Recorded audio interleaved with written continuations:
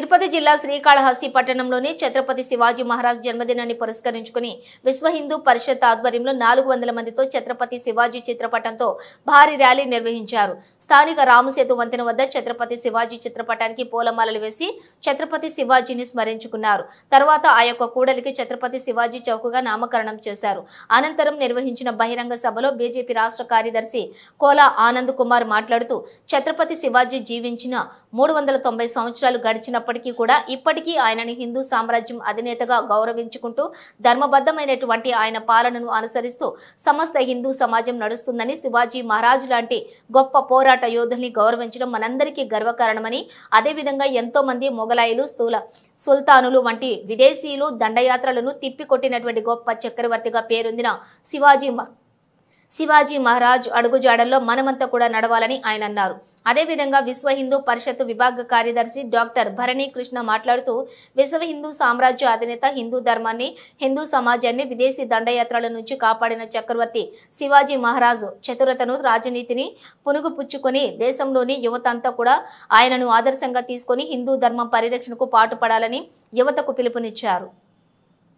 ఈ కార్యక్రమంలోని విశ్వ హిందూ పరిషత్, ఆర్ఎస్ఎస్, బజరంగ దళ్ మరియు బీజేపీ కార్యకర్తలు పాల్గొని విజయవంతం చేశారు.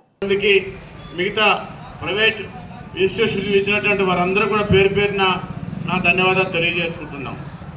ఈరోజు ఎప్పుడో 390 సంవత్సరాల క్రితం మరణించిన వ్యక్తి ఈరోజు మనం ఇంత గొప్పగా ఆయన యొక్క జయంతిని మనం కొనియాడుతున్నామంటే దాని వెనక ఆయన యొక్క విజయ రహస్యం ఏంటి, విజయ పరంపర ఏంటి? ఒక హిందూ టైగర్, హిందూ సింహం ఛత్రపతి శివాజీ. ఆయన జీవిత కాలం 50 సంవత్సరాలు మాత్రమే బతికాడు. ఆయన 100 ఏళ్ళలో 80 ఏళ్ళలో జీవించలేదు. ఒక్క 50 సంవత్సరాలు మాత్రమే జీవించాడు. ఆ 50 సంవత్సరాల్లో ఆయన భారతదేశ చరిత్రలోనే, భారతదేశ చిత్రపటంలోనే ఒక మహోన్నత వ్యక్తిగా నిలిచిపోయినాడంటే దానికి కారణం ఆయన చూపించిన ధైర్య సాహసాలు. ఆ రోజు ఈ దేశాన్ని పరిపాలించినటువంటి మొఘలాయులు ఎవరైతే ఉన్నారో వారందరినీ కూడా మరి ఆయన ప్రాణాన్ని తునప్రాయంగా పారేసి మరి ఆయన చేసినటువంటి యుద్ధాలు కావచ్చు, ఆయన చేసిన సాహసాలు కావచ్చు. ఈరోజు వాళ్ళ కొడుకు పేరు ఒక సినిమా రిలీజ్ అయింది, చావా అనేటటువంటి సినిమా దిగ్విజయంగా ప్రదర్శింపడుతుంది పెద్ద హిట్తో.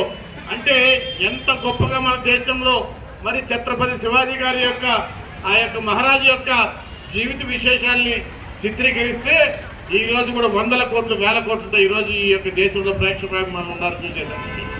మరి ఇంత గొప్పైనటువంటి చరిత్ర కలిగిన దేశం మన సనాతన ధర్మం. దీన్ని ఎవ్వరు కూడా ఏం చేయలేరు. ఈ యొక్క సనాతన ధర్మాన్ని ఎవరు కూడా వేరు చేయలేరు.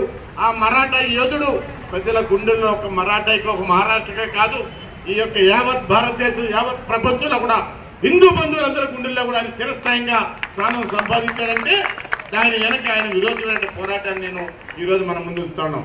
మీరందరూ కూడా హిందూ బంధువులారా, మనం ఈరోజు ఒక గొప్ప పరిపాలనలో ఉన్నాం.